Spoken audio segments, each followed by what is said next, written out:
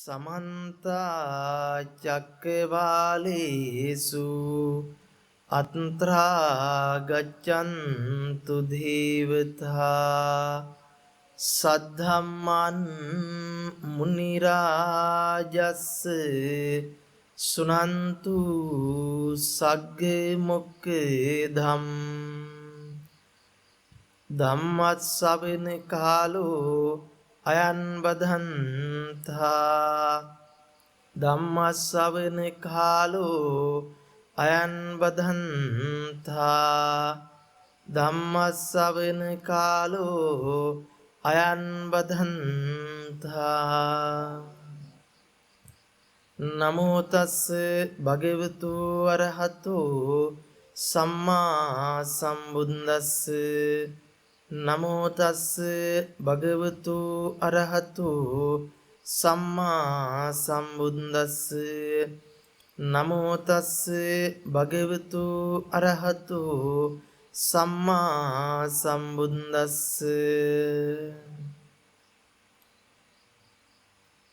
උතුම් වූ තථාගත සම්මා සම්බුදුරජාණන් වහන්සේගේ අනන්ත වූ අපරිමිත වූ ගුණස්කන්ධයන් සිහිපත් කරගෙන අද සන්ධ්‍යා භාගයේදී පින්වත් හැම දිනාම සූදානම් වෙන්නේ විශේෂයෙන්ම වර්ෂයකට වරක් සම්බුද්ධ ශාසනයේ සිද්ධ කෙරෙන්නා වූ කටින මහා පින්කම නිමිති කරගෙන අද දවසේ සන්ධ්‍යා භාගයේ සිද්ධ කරන ධර්ම දේශනයට හැමදිනම සහ සම්බන්ධ වෙන්නට බුදුරජාණන් වහන්සේ අපිට පෙන්නනවා කටිනයක් මේ විදිහට සිද්ධ කරනකොට ඒ කටිනේ තියෙන ආනිසංස පිළිබඳ. එතකොට අපි කල්පනා කරලා බලන්නට ඕන විශේෂයෙන්ම කටින මහා පින්කමක් සිද්ධ කරනකොට අපි ඒ කටිනේ ආනිසංස ලබන්න බොහෝම බලාපොරොත්තුෙන් කැමැත්තෙන් බොහෝම ශ්‍රද්ධාව ගෞරවය පිහිටගෙන වස්තු මාසයක් මුළුල්ලේ භික්ෂු මහා සංඝයාගේ සියලු සිව්පස අවශ්‍යතාවයන් පිළිබඳ සොයා බලමින් කටයුතු කරමින් ඒ වස්තු මාසය තුල අවසානයේ වස්පවාරණයෙන් අනතුරුව මහා පින්කමක් සිද්ධ කරලා කටින චීවර පූජාව සිද්ධ කරමින් ඒ කටින චීවරයෙන් ලබන ආනිසංස හිමි කරගන්නට අපි මේ විදිහට කටිනේ පිළිබඳ ආනිසංසයන් බොහෝ ශ්‍රවණය කරලා ඇති. මම මේ වෙලාවේ මේ ධර්ම දේශනාව තුළින් බලාපොරොත්තු වෙන්නේ කටිනානිසංසයන් පිළිබඳව දේශනා කරනවට වඩා අපි හැම දිනාටම මේ හැම පින්කමක් තුලින්ම අපි ප්‍රාර්ථනා කරන අපි අරමුණු කරන උතුම් චතුරාර්ය සත්‍ය ධර්මයන් අවබෝධ කර ගැනීමේ අරමුණ මූලික කරගෙන යම් ධර්ම කාරණා කිහිපයක් සාකච්ඡා කරගන්නට විශේෂයෙන් මේ කටින මහා පින්කම ඒ සදහැ සිතින් ඒ ඇත්තෝ සිද්ධ කරන මොහොතේ ඒ හැමදෙනාගේම පරම පවිත්‍ර අදිෂ්ඨානයේ බලාපොරොත්තු වෙන උතුම් චතුරාර්ය සත්‍ය ධර්මයන් අවබෝධ කර ගැනීම මූලික කරගෙන ඒ චතුරාර්ය සත්‍ය අවබෝධ කරගන්නට තියෙන වටිනකම වැදගත්කම පිළිබඳව යම් කරුණු කාරණා කිහිපයක් සාකච්ඡා කරන්නට බලාපොරොත්තු වෙනවා. අපි කල්පනා කරලා බැලුවයින් පස්සේ අපි සම්මත වශයෙන්ම බෞද්ධ විච්ච පරිසරයක උපත්ති ලැබපු පිරිසක් තමයි බෞද්ධරේ දෙනා මේ පන්සල් එක්ක ස්වාමින් වහන්සේලා එක්ක සහසම්බන්ධ වෙලා තමන්ගේ ජීවිතේ කටයුතු ඒ බෞද්ධ සංස්කෘතියට අනුව හැඩගස්වමින් සකස් කරගනිමින් කටයුතු කරගෙන එකතු පහදු වෙලා යන්නේ. අපි තීරණය කළා බැලුවොත් අපි හොයලා බැලුවොතින් අපි හැමදෙනාම පුංචි කාලේ ඉඳලා අපේ අම්මගේ තාත්තගෙන් ගුරුවරු වැඩිහිටියන්ගෙන් ලැබුණු ආభాසයත් එක්ක අපි පන්සලට යන්නේ නැති. අපි බෝධි පූජාවන් පවත්වන්නේ නැති. අපි දානමාන කටයුතු වලට තේරෙන දැනෙන වයසේ ඉඳලා සහසම්බන්ධ වෙන්නේ නැති. අපි ධර්ම දේශනාවන් ශ්‍රවණය කරන්නට ඇති. මේ හැම දෙයකම අපි පින්කමක් සිද්ධ කරලා අවසාන වශයෙන් අවසානෙටම යම් ප්‍රාර්ථනාවක් සිද්ධ කරනවා. උතුම් චතුරාර්ය සත්‍ය ධර්මයන් අවබෝධයේ පිණිසම හේතු වෙන්න කියලා. ධර්ම අවබෝධයටම උපකාර වෙන්න කියලා. අපි මේ හැමදේම කරගෙන යන අතර ඒ සම්බුද්ධ ශාසනය වෙනුවෙන් පැහැදිච්ච සිතෙන් අපි ලෝභ දේශ මෝහයන් යටපත් කරගෙන ඒ කරනු ලබන පින්කම් නිසා අපේ හිත තුළ ලෝභය, ද්වේෂය, මෝහය වැඩෙන්න තියෙන අවස්ථාව, නැගෙන්න තියෙන අවස්ථාව බොහොම සීමිත වෙනවා. ඒ ලෝභ දේශ මෝහයන් යටපත් වෙනකොට අපේ මනස ඒකාග්‍ර වෙන්න පටන් ගන්නවා. අනේ ඒකාග්‍ර විච්ච මනසකින් තමයි අපිට පුළුවන්කම ලැබෙන්නේ ධර්ම අවබෝධයක් කරා යන්නට අවශ්‍ය කරන ප්‍රඥාව මතු කර ගන්නට. විසිරුණු සිතක, නීවරණයන්ගෙන් මැඩගත් හිතක, අකුසල ධර්මයන්ගෙන් යටපත් වෙච්ච හිතකට චතුරාර්ය සත්‍ය ධර්මය ගෝචර කරගන්නට ප්‍රඥාව මතු කරගන්නට අසීරුයි. ඒ නිසායි අපි පින්දහම් කටයුතු වල නිරත වෙමින් අපේ සිත පහදව ගනිමින් අලෝභ ද්වේෂ සමෝහ ආදී ගුණයන් ජීවිතය තුළ පුරමින් ඒ ගුණධම් වලින් පෝෂණය කරපු සිත ධර්මයේ ශ්‍රවණය කරමින් කල්යාණ මිත්‍රයන් නැසුරු කරමින් ඒ ශ්‍රවණය කරගත්තා වූ ධර්මයේ නැවත නැවත මානසිකාර කරමින් මෙනෙහි කරමින් ඒ ධර්මයේ මෙනෙහි කරන අතරතුර තමන්ගේ ජීවිතය තුළින් ඒ ධර්මයේ දකින්නට උත්සාහවන්ත වෙන්නේ. අපි හැමදෙනාම දන්නවා සම්මා සම්බුද්ධ ශාසනය තුල අපි හැමෝම ප්‍රාර්ථනා කරන්නේ දුක් දුම්නස් වලින් අපිව මිදෙන්නට කියලා. අපි දුක නැති කර ගැනීමේ ප්‍රාර්ථනාව සිද්ධ කරනවා. හැබැයි අපි කල්පනා කරලා බලන්නට ඕන අපි එදිනදා ජීවත් වෙන ජීවිතය තුළ කිසිම කලක කවර කලක කොයිම තැනකදීවත් අපි කවුරුත් දුක ප්‍රාර්ථනා කරන්නේ නැහැ. අපි හැමෝම ප්‍රාර්ථනා කරන්නේ සුවදායක බව. අපි හැමෝම ප්‍රාර්ථනා කරන්නේ සැපවන්ත බව. ඔබ කල්පනා කරලා බැලුවොත් ඔබ හැමදෙනාම එදිනදා ජීවිතයේ කටයුතු සම්පාදනය කරමින් මේ ජීවිත ගත කරන්නේ තමන්ගේ ජීවිතයට සතුට එකතු කරගන්න. තමන්ගේ ජීවිතයට සුවපත් බව එකතු කරගන්න. තමන්ගේ ජීවිතයට සැපවන්ත බව එකතු කරගන්න. කිසිම කෙනෙක් කවර කලකවත් දුක ප්‍රාර්ථනා කළා නැහැ. ප්‍රාර්ථනා කළේ සැපමයි. ලබන්න උත්සාහවන්ත උනේ සැපේමයි. ලබන්න වීර්යවන්ත උනේ සැපේමයි. ලං කරගන්න සියලු සැලසුම් හැදුවේ සැපේමයි. අපි කල්පනා කළොත් අපි ජීවිතේ එදිනදා කරන හැම කටයුත්තක්ම කරලා තියෙන්නේ.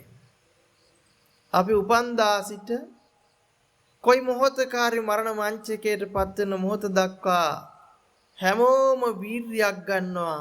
මොකටද කියලා බැලුවොත් වීර්ය ගන්නේ තමන්ගේ ජීවිත සැපවන්ත සාර්ථක භාවයට පත් කරගන්න. තමන්ගේ ජීවිත සුවපත් භාවයට පත් කරගන්න.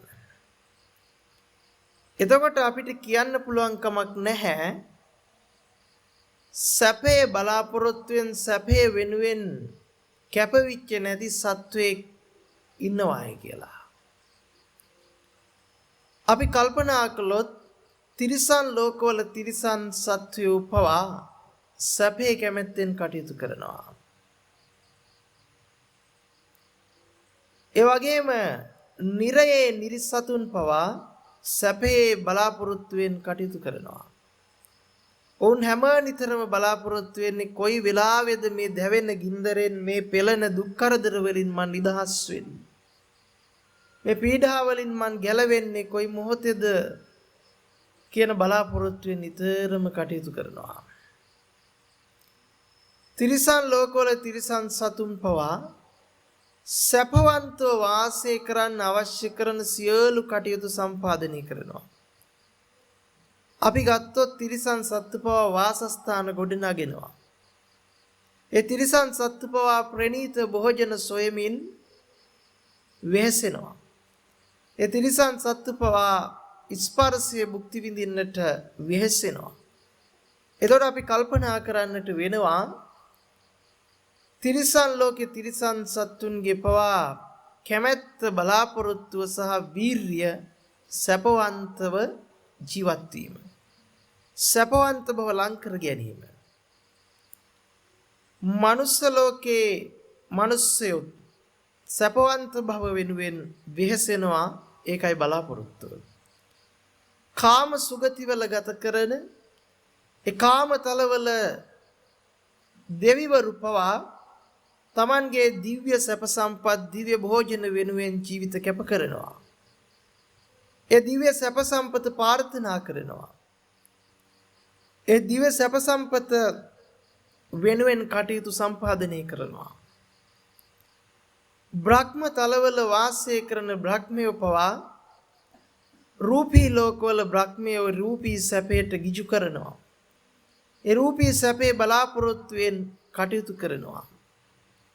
අරූපී ලෝකවල බ්‍රහ්මයෝ ඒ අරූපී සැපේ බලාපොරොත්තුවෙන් අරූපී ධානයේ වාසී කරගෙන ඒ අරූපී සුවේ වින්දනය කිරීමට කැප වෙනවා.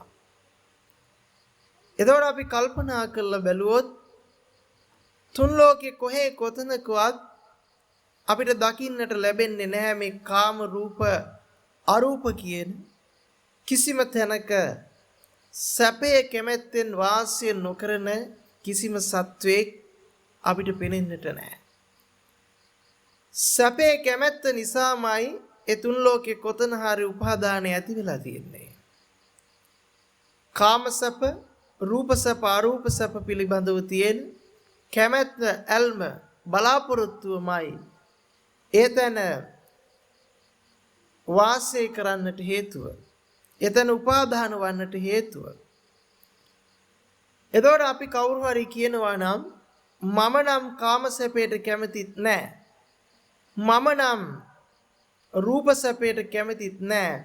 මම නම් අරූප සැපයට කැමතිත් නැහැ කියලා.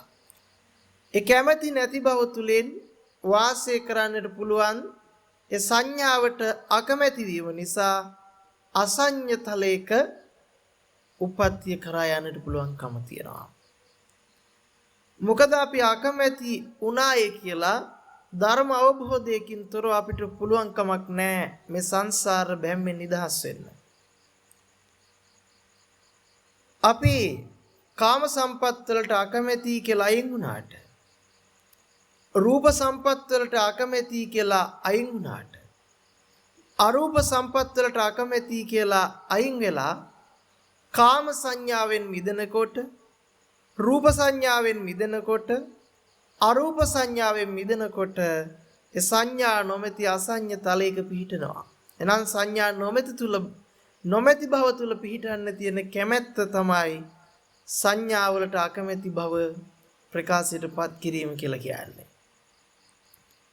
ඒ නිසා ඔන්න අපි කල්පනා කරන්නට වෙනවා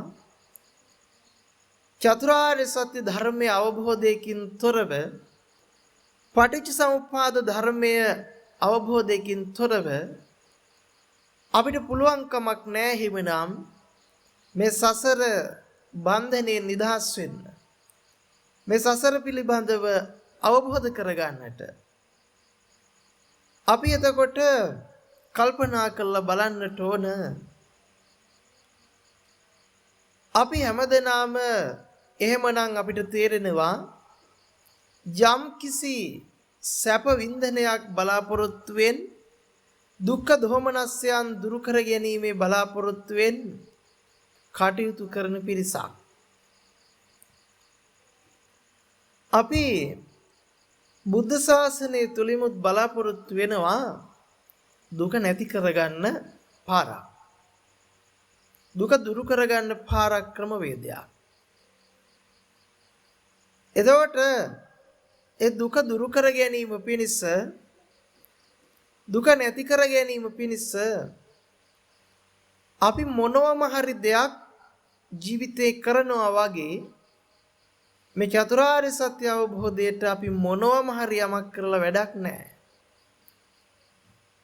මොනවම හරි යමක් නෙවෙයි අපි සිද්ධ කරන්නට උවමනා කරන්නේ ආර්ය අෂ්ටාංගික මාර්ගයේ මූලික කරගත්ත, සම්මා දිට්ඨිය මූලික කරගත්ත ඒ උතුම් චතුරාර්ය සත්‍ය අවබෝධ කරගෙන පිළිවෙතක් තුල හික්මෙන්නට උවමනා කරනවා.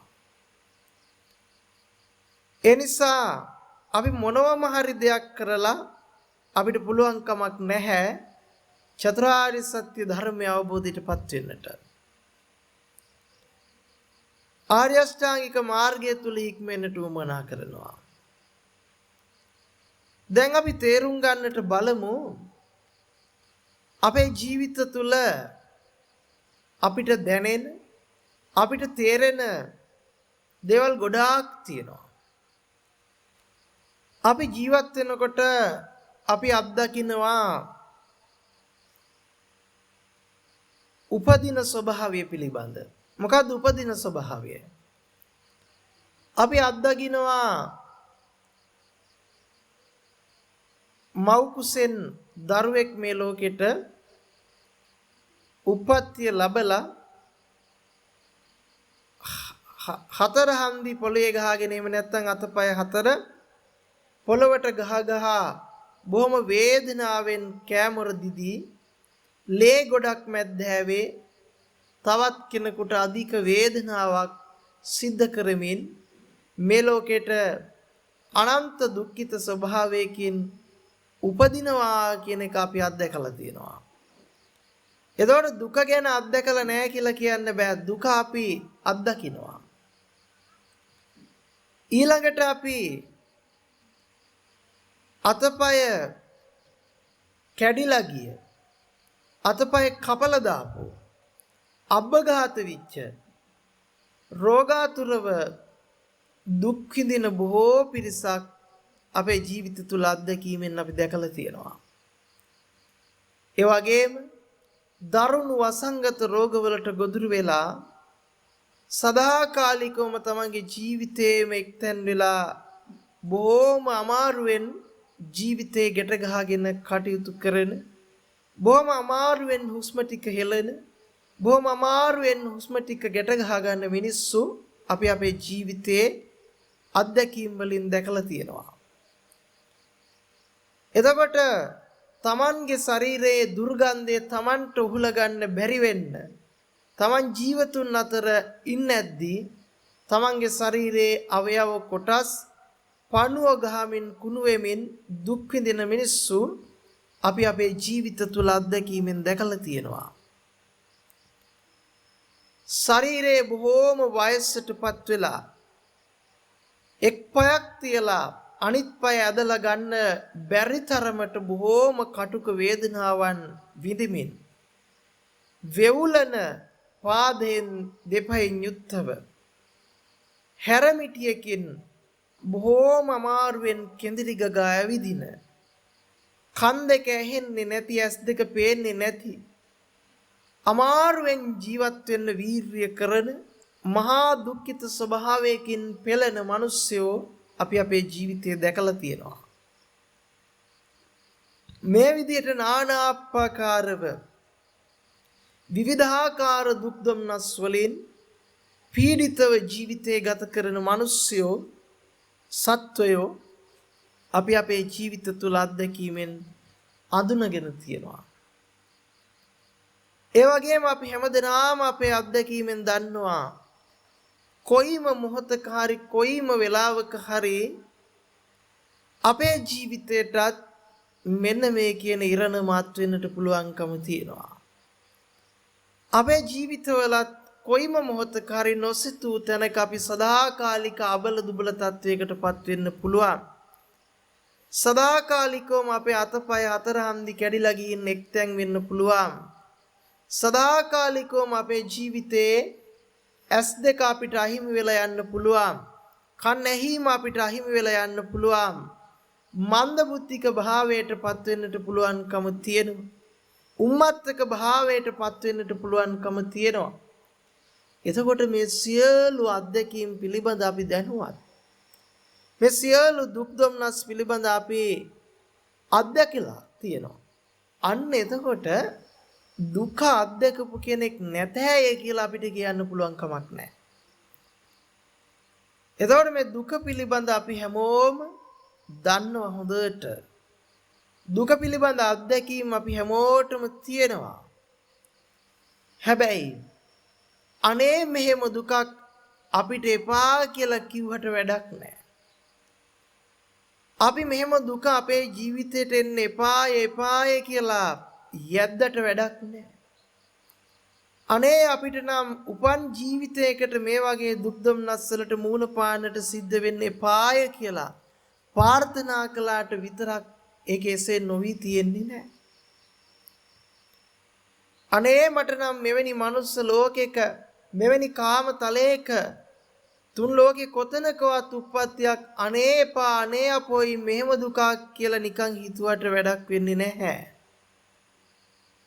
අපි හැමදෙනාම ඔය කියන දුක දන්නවා. අපි කාට හරි හිතනවා නම් දැන් අපි ඔය දුක දන්න නිසා අපි චතුරාර්ය සත්‍ය දන්නවා කියලා. හැබැයි එහෙම වෙන්න බෑ. මොකද අපි විඳපු දුක්වල හැටියට එහෙමනම් අපි සසර ගමන ගැන කතා කරලා බැලුවොත් අපි කර්මයේ ඵලයේ පිළිබඳ විශ්වාස කරගෙන සසර පිළිබඳව විදර්ශනා කරලා බැලුවොතින් අපි සම්මත විදිහට හරි අපිට කියන්න පුළුවන් කමක් නැහැ අපි කොපමණ වාර ගණනක් එළුවෝ කුකුලෝ හරක් වෙලා ඉපදිලා අපේ බෙලි අමුවේ කැපිලා ඝාතනය වුණාද කියන එක. ඒක මේ සතර මහා සාගරයේ ජලයට වඩා වැඩි ප්‍රමාණයක් එසේ බෙලි කැපුන් කාලා අපි ලේ මහ පොළොවට හලලා තියෙනවා. තොර කී වතාවක් නම් අපි අමු ඒ විදිහට ඝාතනය වෙන්නේ නැද්ද? හැබැයි එවැනි දුක්ඛ කන්දස්තයක් කොයි තරම්නම් අපි භුක්ති විඳින්නට ඇද්ද?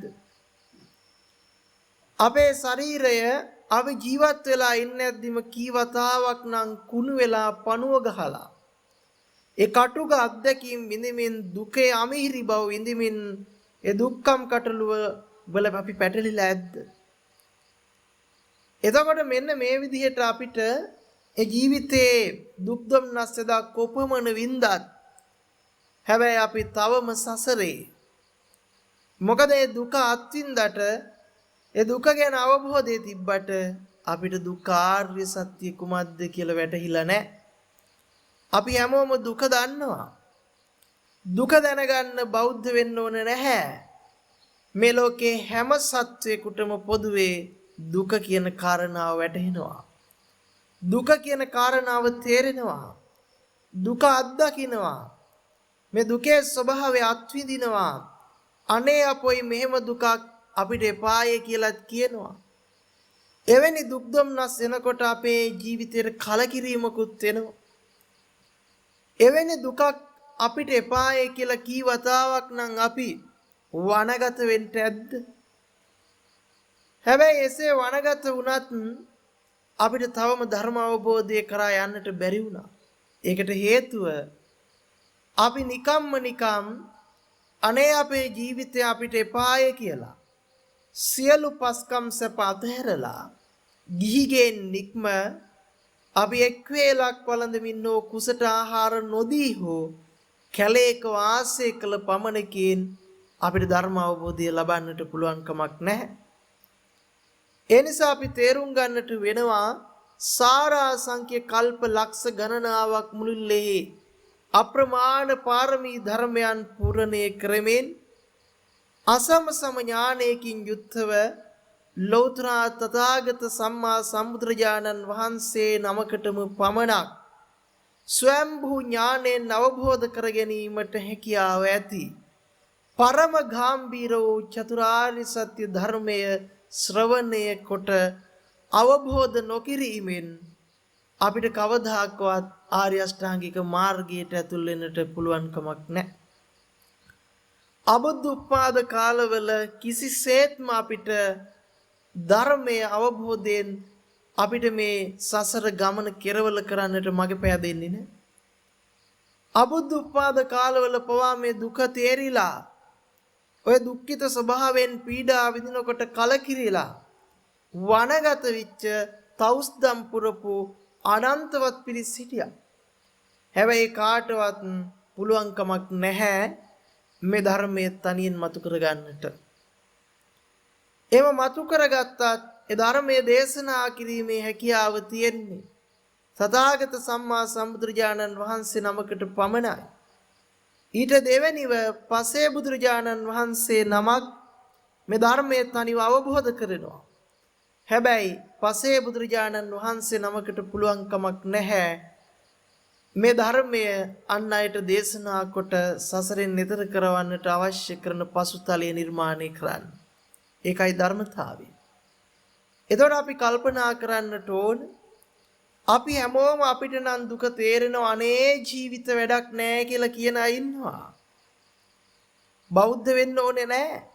ඉහ අත්ගසමින් පපුවේ අත්ගසමින් නිකිබින්දෙන අඬන වැළපෙන ඕන තරම් අන්‍ය ආගමික මිනිස්සු ඉන්නවා අනේ මෙවන් දුකක් එපා කියලා. සැපේ ප්‍රාර්ථනා කරනවා. අපි හැමෝම එහෙමයි. අන්න එතකොට අපිට තේරෙනවා මේ දුක්ඛ දෝමනස්යන් පිළිබඳ අපි නොදන්නවා නෙවෙයි දන්නවා. හැබැයි තියෙන ගැටලුව තමයි අපි මේ දුක් දොම්නස් පිළිබඳ දැනගත්තට මේ දුක් දොම්නස් වින්දට මේ දුක් දොම්නස් එපා කිව්වට අපිට චතුරාර්ය සත්‍ය ධර්මයට අනුශාසනා ලැබිලා නැත්තම් ඒ චතුරාර්ය සත්‍ය ධර්මය අවබෝධ කරගන්නට උපකාර වන විදියට අපේ ජීවිත තුළට ධර්මයේ එකතු වෙලා නැත්තම් අපි මොනවා කළත් අපිට බෑ උතුම් ධර්ම අවබෝධයටපත් වෙන්න. ඒ දුක්ඛම් කටළු වල නිමාවක් කරගන්න. එහෙනම් අපි කල්පනා කරන්නට වෙනවා චතුරාර්ය සත්‍ය පිළිබඳව ධර්මයේ ශ්‍රවණය නොකර අපිට කවමදාකවත් කොයිම කලකවත් කොපමණ යද්දත් කොපමණ පැතුවත් කොපමණ ඉල්ලුවත් මේ සසර බැන්මෙන් නිදහස් වෙන්නට පුළුවන් කමක් නැහැ. ඒ නිසා අපිට බුදුරජාණන් වහන්සේ පෙන්වලා දෙනවා මේ ධර්ම අවබෝධයේ පිණිස කල්යාණ මිත්‍රයන් මැසුරු කරන්නට ඕන. සද්ධර්මයේම ශ්‍රවණය කරන්නට ඕන. යෝනිසෝ මනසිකාරයේ පවත්වන්නට ඕන. ධම්මානුධම්ම පටිපදාව තුල හික්මෙන්නට ඕන. මෙන්න මේ විදිහටයි අපිට පෙන්වන්නේ මේ ශාසනයට ඇතුල් වෙන ක්‍රමවේදය. අපිට කල්යාණ මිත්‍රයන් වශයෙන් ලෞතර බුදුරජාණන් වහන්සේගේ ශාසනයේ ඒ ධර්ම අවබෝධයෙන් යුක්තව කටයුතු කරන ආර්ය අෂ්ට පුජ්‍යල ගරුතර මහා සංඝ රත්නයේ යත් ඒ සංඝ රත්නයේ අසුරු කරගෙන කටයුතු කරන උපාසක උපාසිකාවනුත් පෙන්වන්නට පුළුවන්කම තියෙනවා සිව්වණක් පිරිස. එතකොට බික්කු බික්කුණී උපාසක උපාසිකාවෝ මේ බුද්ධ ශාසනයේ කල්යාණ මිත්‍රයන් බවට පත් වෙනවා. ඒ කල්යාණ මිත්‍රයන්ගෙන් පමණමයි අපිට මේ සම්බුද්ධ ශාසනය තුල පුළුවන්කම තියෙන සද්ධර්මයේ පිළිබඳ ශ්‍රවණයක් කරන්නට. ඒ ශාසනයෙන් පිට අපිට ඒ සිව්වණක් පිරිසෙන් පිට අපිට කිසිම කලක කිසිම තැනක චතුරාර්ය සත්‍ය ධර්මයේ එව නැත්නම් සද්ධර්මයේ ශ්‍රවණය කරන්නට වාග්ය උදා වෙන්නේ නේ. ඒ වාග්ය උදා නොවුනොත් අපිට යෝනිසෝ මනසිකාරයටපත් වෙන්න බෑ. ධම්මානුධම්ම පටිපදාව තුළ ඉක්මෙන්නට පුළුවන්කම ලැබෙන්නේ නැහැ. එනිසා මේ පින්වත් පිරිස බොහෝම සතුටටපත් වෙන්නට ඕන. අපිට අද දවසේදී බික්කු බික්කුණී උපාසක උපාසිකා කියන සිව්වණක් පිරිසේ ඒ උතුම් වූ ඇසුර ලබන්නට පුදුමතරම් වාග්ය සම්පන්න බවක් උදා වෙලා තියෙනවා. හැබැයි පින්වතුනි අවාසනාවට කාරණාව නම් අන්දෙක් මණික් ගලක පය හප්පලා ගියත් ඒ මණිකේ වටිනාකම අඳුනන්නේ නැතුව ආසේ අපිටත් මේ බුද්ධ ශාසනයේ ඒ දුර්ලභ අවස්ථාවට හිමිකම් කියන්නට අවස්ථාව උදා වෙලා තිබියදී ඇස් පෙනෙන්නේ නැති විදිහට කන් ඇහෙන්නේ නැති විදිහට මොකක්දෝ දරුණු අකුසල කර්මයකට මහා පාප කර්මයකට අහුවිච්ච නිසා දෝ මන්දා සද්ධර්මයේ ශ්‍රවණය වීම බොහෝම අඩුයි. කල්යාණ මිත්‍ර ඇසුර බොහෝම අඩුයි. යෝනිසෝ මනසිකාරය බොහෝම අඩුයි. ධම්මානුධම්ම පටිපදාව බොහෝම අඩුයි. ඇතැම් විට උපතින් බෞද්ධ වුවත් දන්පැන් පූජා කළත් නිවන ප්‍රාර්ථනා කළත් ඒ කල්යාණ මිත්‍රය ඇසුරු කළා ධර්මයේ ශ්‍රවණය නොකරන කොයිතාක්නම් පිරිසක් ඇද්ද? පුරුද්දට ඒ ටික කරගෙන ගියාට සම්මතයට ධර්මයක් ශ්‍රවණය කළා ජීවිතයට එකතු කරගෙන යෝනිසෝ මනසිකාර කරලා මේ සසර ගමනෙන් නික්මෙන්නට ඕන කියලා වෙර වීර්ය යොදන පිණිස කොයිතරම්නම් හීනද කොයිතරම්නම් අල්පද ඔහේ ඉබාගාතේ තමන්ගේ ජීවිතේ ගත කරමින් ඉඳලා මරණයටපත් වෙලා හතර අපායක උපතට යනවා. ඒ නිසා අපි කල්පනා කරන්නට වෙනවා අපි අද දවසේදී මේ ජීවිත තුල තියෙන යථාර්ථයේ ක්‍රමක්‍රමයෙන් අවබෝධ කරගන්නේ කෙසේද කියන කාරණාව. අපි මේ විදිහට මදක් සිහිපත් කරගෙන බලමු. අසූචි වලක අසූචියේ දඟලන පණුවෙක් දිහා දැක්කට පස්සේ අපිට හිතෙනවා මේ පණුව කොයිතරම්නම් දුකක් විඳිනවාද කියලා. මලකුණ වියෝජනය කරමින් ඒ මලකුණේම ඇලි ගලි වාසය කරන පණුවෙක් දකින්නකොට අපිට පුදුමාකාර අකුලක් පිළිකුලක් එක්ක ඒ පණුව කොයිතරම්නම් දුකකට භාජනය වෙලා ඇද්ද දුකක් විඳිනවා ඇද්ද කියන කාරණාව සිහිපත් වෙනවා. හැබැයි අපි එහෙම හිතුවට ඒකේ යථාර්ථය සරල මට්ටමකින්වත් ගවේෂණය කරන්නට ගියේ නැහැ. ඒ අසූචි වලේ ජීවත් වෙන පණුව දිහා බලලා අපි කොයිතරම් ඒ පණුව දුක් විඳිනවා කිව්වත් ඇත්තම කාරණාවේ අසූචි වලේ ඉන්න පණුවට අසූචිය තරම් සැපවන්ත වෙන කිසිම දෙයක් නැහැ. ඒ මලකුණේ වාසය කරන ඒ පණුවට ඒ මලකුණ තරම් සැපවන්ත කිසිම දෙයක් නැහැ. ඒ පණුව අසූචිය නිවත් කරන එක මිසක උට දුක අසූචිය තුල රඳවන එක නෙවෙයි. මලකුණේ නිවත් කරන එක මිසක දුක මලකුණ තුල රඳවන එක නෙවෙයි.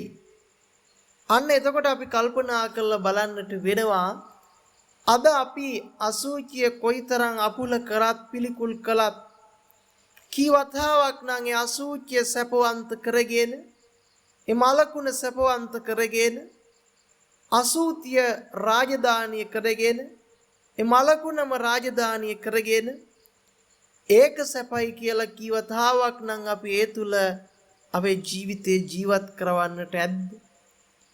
කොයිතරම්නම් අපි අසුචි භෝජනයේ භුක්ති විඳින්නට ඇද්ද?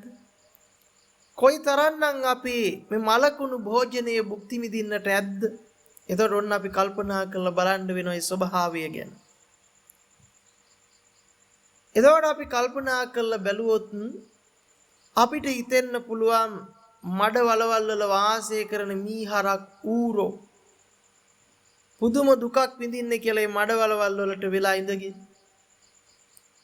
හැබැයි අපි කල්පනා කරලා බැලුවොත් අපි හිතනවා අපි මහා මන්දිරයක වායු සමනය කරපු කාමරයක අපි සැපවන්තව ජීවිත ගත කරන්න පුළුවන් නම් කොයිතරම් වාග්ය සම්පන්නද කියලා තමයි අපි සිහිපත් කරන්නේ. අපි මෙනෙහි කරන්නේ. හැබැයි එවැනි අපි හිතන විදියට බොහොම සැපවන්ත සුවදායක කාමරයකට අපි අර ඌරෙක් ගෙනල්ලා දානවා. ඌරෙක්ව ගෙනල්ලා දානවා. හැබැයි ඒ ඌරට ඒ අපි සැපවන්තයි කියපු කාමරය පුදුමාකාර දුකක් වෙයි. ඒ මඩවලක් පේන තෙක් මානේ තියලා අපි ඒ ඌරවේ කාමරේ තිව්වොතින් හිර කරලා අර මඩවලට යන්න වෙන්නේ නෑනේ කියලා දුක් වෙවි මේ ඌර මේ කාමරය තුල වාසය කළයි. ඒ නිසා අපි කල්පනා කරන්නට වෙනවා අපි කීවතාවක් නම් එනං ඒ විදිහට මේ මඩ වගුරු වල මඩ වගුරු සුවවන්තයි සැපවන්තයි කියලා හිතාගෙන වාසය කරන්නට ඇද්ද? අපි අද දවසේදී මේ ජීවිතය තුළ බොහෝම ප්‍රණීතයයි භෝජන සලකමින් ප්‍රණීත භෝජන භුක්ති විඳිනවා. බොහොම සුව පහසුයි කියලා හිතාගෙන බොහොම සැපවන්ත දේවල් පරිහරණය කරනවා. මම මේ කියන්නේ ඒවා අතහැරලා කැලේට ගිහිල්ලා නිවන් දකින්නවා කියලා නෙවෙයි. මේක අපි නුවණින් විමසන්න ඕන කාරණාවක්. දැන් අපි හිතලා බලමු අපි එක තැනක පැත්තකින් ප්‍රණීත අපි සම්මත කරගත්ත අපේ භෝජනයක් තියලා අනෙක් පසකින් අපි අසුචි පිටක් තියලා මේ දෙක අතරින් අපි දඟලන පණුවෙක්ව තියලා තියුවොත් මේ පණුව බොහොම ඉක්මනින් පිණුම් ගහගෙන ඇදීගෙන යන්නේ අපි අර කියන ප්‍රණීත භෝජනයේට නෙවෙයි නේද? මේ පණුව ඇදීගෙන යන්නේ අසුචියටමයි. උරේ අසුචියමයි සැප, අසුචියමයි සුව.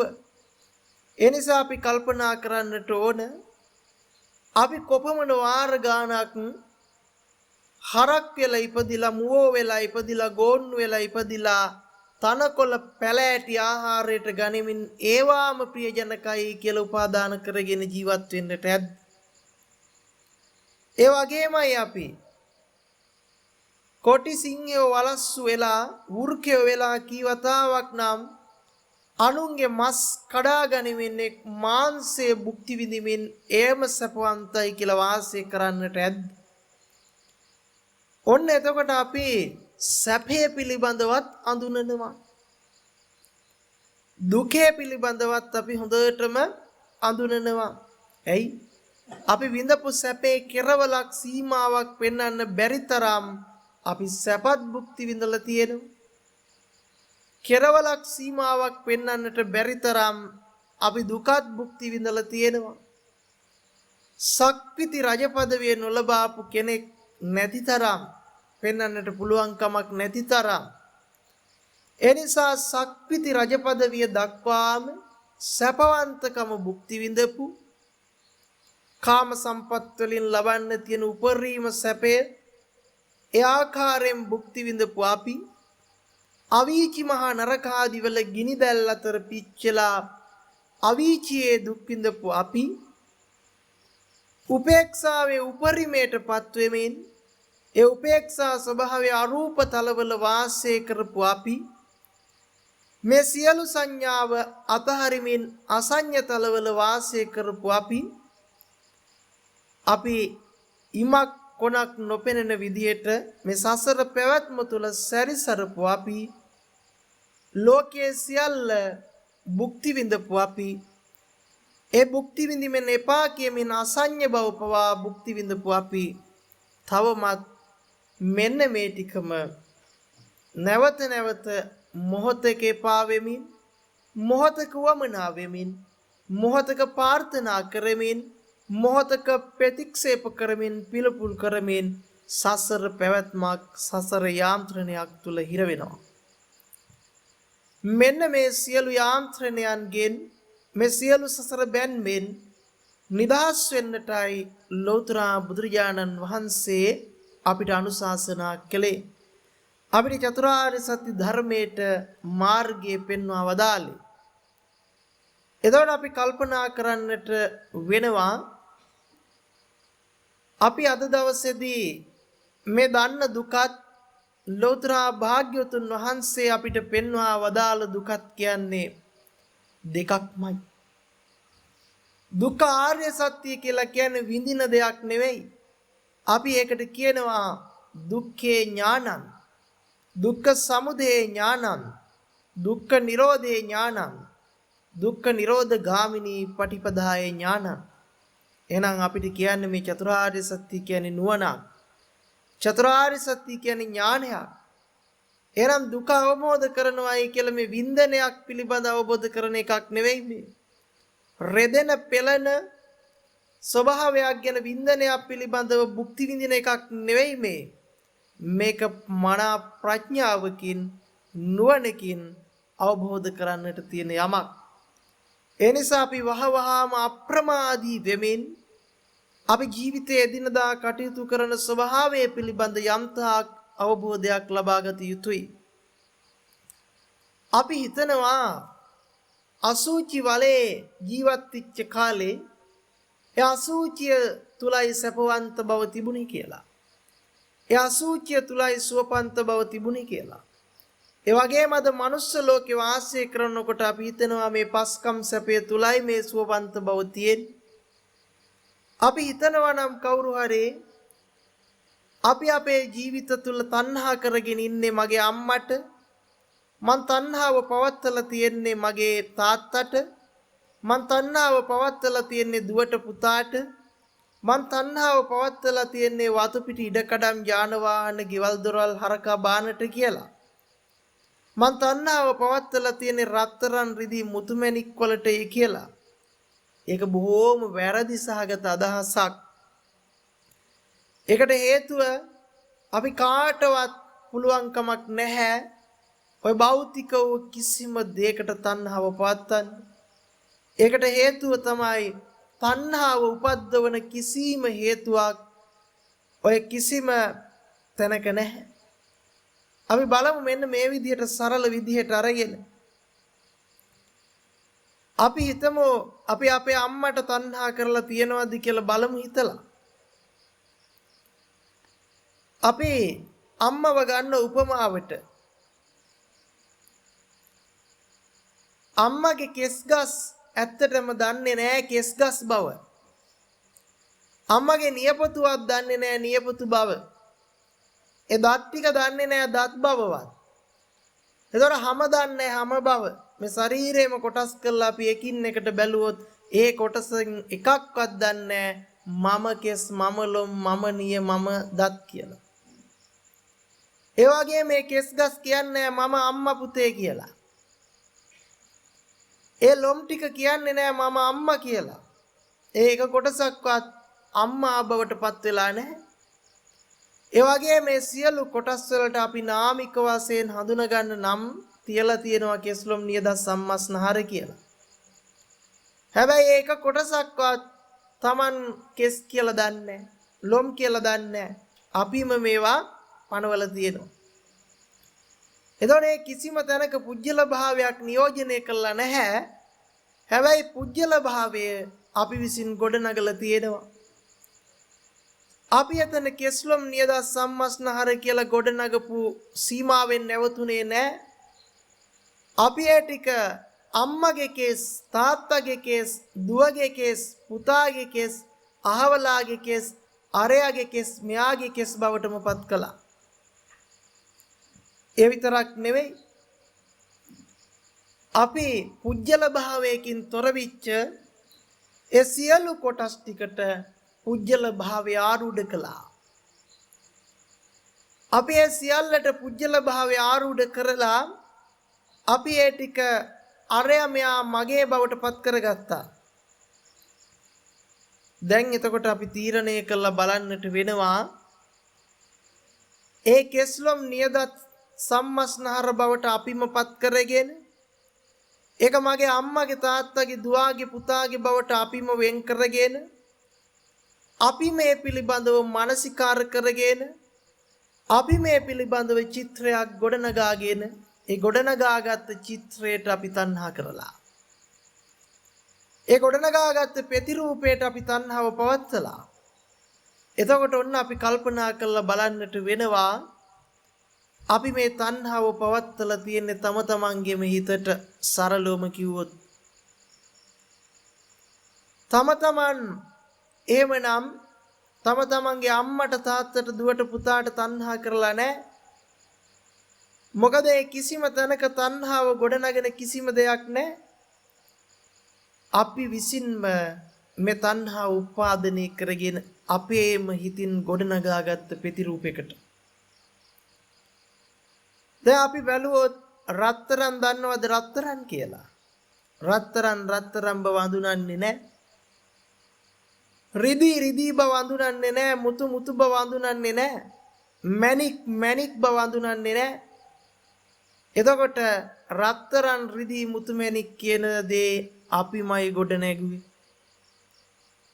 ඒ රත්තරන් රිදී මුතු මණික් මෙච්චර අච්චර වටිනවා කියන දේ අපිමයි ගොඩ නැගුවේ. එතකොට ඒ රත්තරන් රිදී මුතු මණික් වලට තණ්හා කරනවායි කියලා අපි තණ්හා කළේ අපිම ගොඩනගාගත්ත සංකල්පයකට. සංකප්ප රාගෝ පුරිසස්ස කාමෝ.